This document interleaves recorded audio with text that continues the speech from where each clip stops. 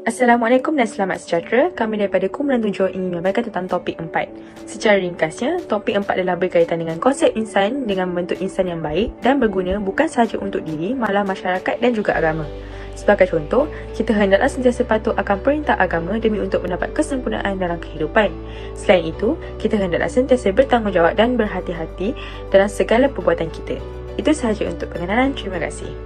Konsep insan yang seimbang yang datang daripada falsafah pendidikan kebangsaan diukur berdasarkan aspek jari. Apa itu jari?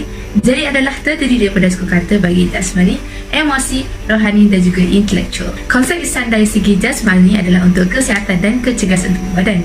Sebagai contohnya, tubuh badan yang sihat membolehkan kita berkhidmat dan juga berbakti menggunakan tenaga fizikal dan juga kemahiran teknikal kepada masyarakat dan juga negara.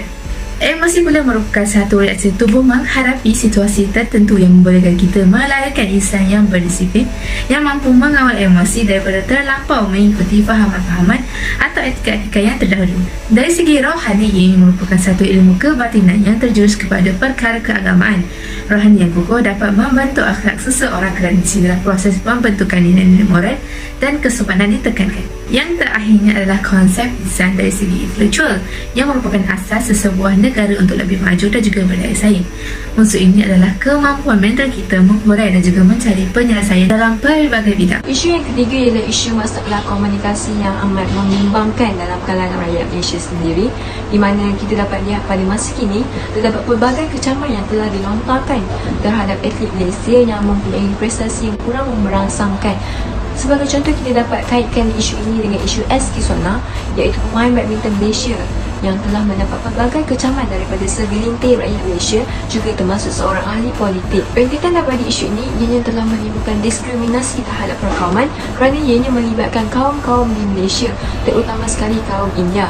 Jadi sepatutnya perkara ini tidak berlaku kerana ianya akan menimbulkan kesan-kesan yang negatif terhadap rakyat Malaysia sendiri. Sebagai contoh, isu perkauman yang sangat tinggi dan akan mungkin mendatangkan kemudaratan kepada generasi muda yang akan datang. Sebagai rakyat Malaysia yang mengharapkan keamanan dalam negara sendiri, saya berharap agar semua pihak dapat memberikan kerjasama dalam membendung masalah ini supaya tidak berlakunya kemudaratan pada masa akan datang. Baiklah, sekarang kita akan lihat pula tindakan-tindakan yang telah dilakukan bagi membendung masalah-masalah rentetan komentar negatif berbau sentimen perkauman yang diceritakan tadi. Tahukah anda, susulan peristiwa itu, masyarakat Malaysia di laman media sosial meluahkan rasa kecewa terhadap tindakan individu yang tidak bertanggungjawab tersebut dan menunjukkan sokongan sepenuhnya terhadap SK Sona untuk meneruskan karirnya sebagai seorang pemain badminton. Selain itu, Persatuan Badminton Malaysia juga memberikan sokongan sepenuhnya kepada SK Sona dan mengecam tindakan individu yang tidak bertanggungjawab tersebut, dan akhirnya tular hashtag Stand with Kisona, hashtag Keluarga Malaysia dan hashtag No Racism in Sports. Isu ini juga telah mendapat perhatian di Parlimen Malaysia dan akhirnya ahli politik tersebut meletakkan jawatannya. Ini menunjukkan masih ada lagi nilai insan yang berakhlak dalam kalangan rakyat Malaysia dan juga nilai kesopanan dan kesusilaan selaras dengan rukun negara yang kelima.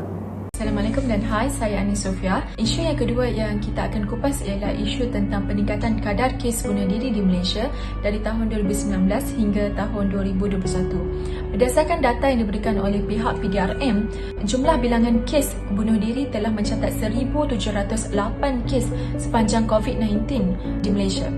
Antara faktor utama yang menyebabkan peningkatan kes bunuh diri ini adalah faktor sosial.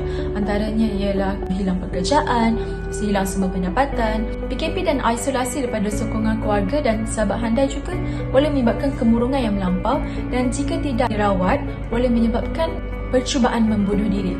Jika kita lihat daripada sudut pandangan agama, setiap agama melarang umatnya daripada membunuh diri kerana ia merupakan perkara yang sia-sia. Oleh itu, kita sebagai rakyat Malaysia perlu berganding bahu bagi membendung masalah ini daripada semakin berleluasa.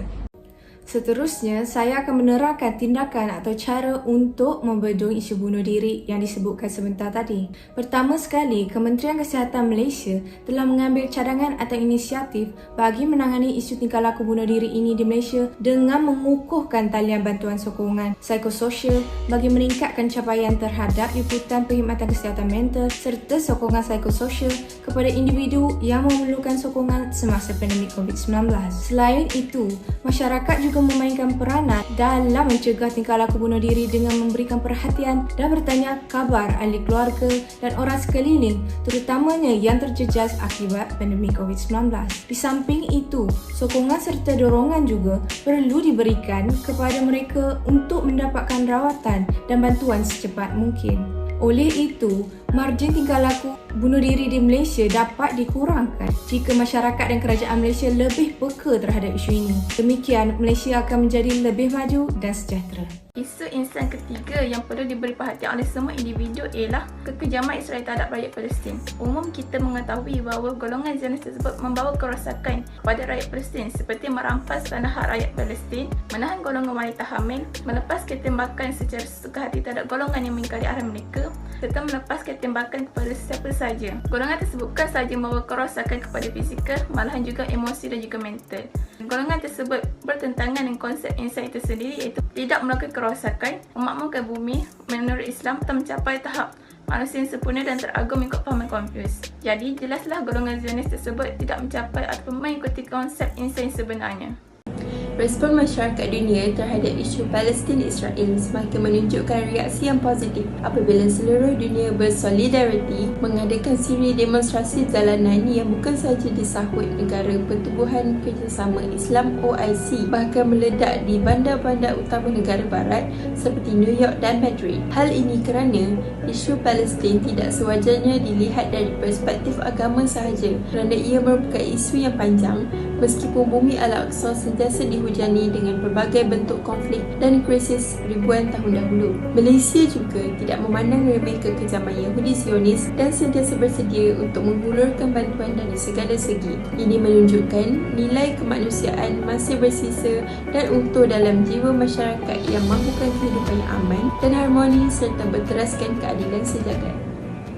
Akhir sekali, cabaran dari segi masyarakat berkaitan dengan konsep insan adalah dengan membina masyarakat yang harmoni dan membina masyarakat yang sentiasa bekerjasama dan bertolak ansur dalam apa jua keadaan. Itu sahaja berkenaan dengan topik 4 daripada kumpulan kami.